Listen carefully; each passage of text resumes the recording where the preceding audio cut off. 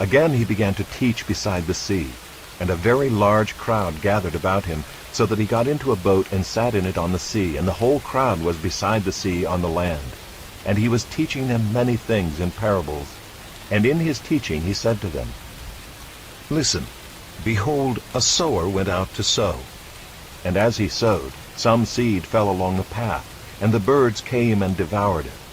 Other seed fell on rocky ground, where it did not have much soil, and immediately it sprang up, since it had no depth of soil. And when the sun rose, it was scorched, and since it had no root, it withered away. Other seed fell among thorns, and the thorns grew up and choked it, and it yielded no grain. And other seeds fell into good soil, and produced grain, growing up and increasing and yielding 30-fold and 60-fold and 100-fold. And he said, He who has ears to hear, let him hear." And when he was alone, those around him with the 12 asked him about the parables. And he said to them, "To you has been given the secret of the kingdom of God. But for those outside, everything is in parables, so that they may indeed see but not perceive, and may indeed hear but not understand, lest they should turn and be forgiven." And he said to them, "Do you not understand this parable? How then will you understand all the parables? The sower sows the word, and these are the ones along the path where the word is sown. When they hear, Satan immediately comes and takes away the word that is sown in them. And these are the ones sown on rocky ground, the ones who, when they hear the word, immediately receive it with joy, and they have no root in themselves, but endure for a while. Then when tribulation or persecution arises on account of the word, immediately they fall away.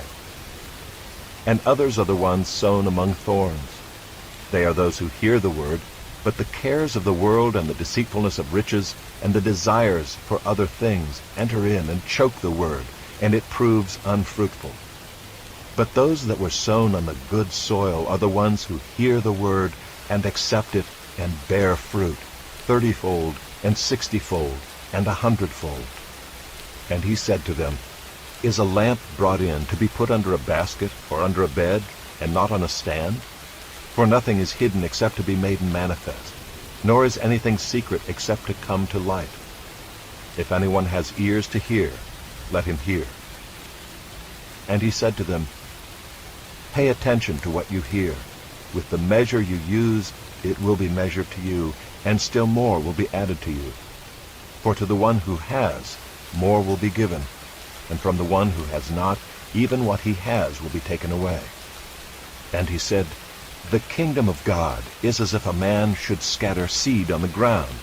He sleeps and rises night and day, and the seed sprouts and grows, he knows not how.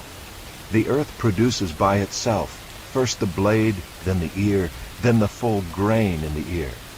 But when the grain is ripe, at once he puts in the sickle, because the harvest has come. And he said, With what can we compare the kingdom of God, or what parable shall we use for it? It is like a grain of mustard seed, which when sown on the ground is the smallest of all the seeds on earth. Yet when it is sown it grows up and becomes larger than all the garden plants, and puts out large branches, so that the birds of the air can make nests in its shade. With many such parables he spoke the word to them, as they were able to hear it. He did not speak to them without a parable, but privately to his own disciples he explained everything. On that day, when evening had come, he said to them, Let us go across to the other side. And leaving the crowd, they took him with them in the boat, just as he was, and other boats were with him. And a great windstorm arose, and the waves were breaking into the boat, so that the boat was already filling. But he was in the stern, asleep on the cushion. And they woke him and said to him, Teacher, do you not care that we are perishing? And he awoke and rebuked the wind, and said to the sea, Peace, be still. And the wind ceased, and there was a great calm. He said to them, Why are you so afraid? Have you still no faith? And they were filled with great fear, and said to one another, Who then is this, that even the wind and the sea obey him? They came to the other side of the sea, to the country of the Gerasenes. And when Jesus had stepped out of the boat, Immediately there met him out of the tombs a man with an unclean spirit. He lived among the tombs, and no one could bind him any more, not even with a chain, for he had often been bound with shackles and chains, but he wrenched the chains apart, and he broke the shackles in pieces. No one had the strength to subdue him. Night and day among the tombs and on the mountains he was always crying out and cutting himself with stones. And when he saw Jesus from afar, he ran and fell down before him, and crying out with a loud voice, he said, "What have you to do with me, Jesus, Son of the Most High God? I adjure you by God, do not torment me." For he was saying to him, "Come out of the man, you unclean spirit." And Jesus asked him, "What is your name?" He replied, "My name is Legion, for we are many." And he begged him earnestly not to send them out of the country. Now a great herd of pigs was feeding there on the hillside, and they begged him, saying, "Send us to the pigs, let us enter them." So he gave them permission, and the unclean spirits came out and entered the pigs, and the herd, numbering about 2,000, rushed down the steep bank into the sea and drowned in the sea. The herdsmen fled and told it in the city and in the country. And people came to see what it was that had happened. And they came to Jesus and saw the demon-possessed man, the one who had had the legion, sitting there, clothed and in his right mind. And they were afraid. And those who had seen it described to them what had happened to the demon-possessed man and to the pigs. And they began to beg Jesus to depart from their region. As he was getting into the boat, the man who had been possessed with demons begged him that he might be with him. And he did not permit him, but said to him, "Go home to your friends and tell them how much the Lord has done for you, and how he has had mercy on you." And he went away and began to proclaim in the Decapolis how much Jesus had done for him, and everyone marveled. And when Jesus had crossed again in the boat to the other side, a great crowd gathered about him, and he was beside the sea. Then came one of the rulers of the synagogue, Jairus by name, and seeing him, he fell at his feet and implored him earnestly, saying, "My little daughter is at the point of death. Come and lay your hands on her, so that she may be made well and live." And he went with him.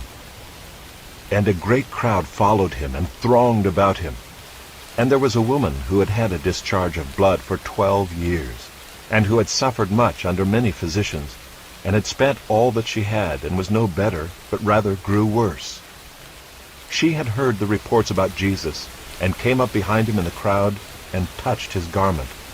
For she said, "If I touch even his garments, I will be made well." And immediately the flow of blood dried up, and she felt in her body that she was healed of her disease. And Jesus, perceiving in himself that power had gone out from him, immediately turned about in the crowd and said, "Who touched my garments?" And his disciples said to him, "You see the crowd pressing around you, and yet you say, 'Who touched me?'" And he looked around to see who had done it. But the woman, knowing what had happened to her, came in fear and trembling, and fell down before him, and told him the whole truth. And he said to her, "Daughter, your faith has made you well. Go in peace, and be healed of your disease." While he was still speaking, there came from the ruler's house some who said, "Your daughter is dead. Why trouble the teacher any further?" But overhearing what they said, Jesus said to the ruler of the synagogue, "Do not fear, only believe." And he allowed no one to follow him except Peter and James, and John the brother of James. They came to the house of the ruler of the synagogue, and Jesus saw a commotion, people weeping and wailing loudly. And when he had entered, he said to them, "Why are you making a commotion and weeping? The child is not dead, but sleeping." And they laughed at him. But he put them all outside, and took the child's father and mother, and those who were with him, and went in where the child was. Taking her by the hand, he said to her, "Talitha cumi," which means, "Little girl, I say to you, arise." And immediately the girl got up and began walking, for she was 12 years of age, and they were immediately overcome with amazement. And he strictly charged them that no one should know this, and told them to give her something to eat.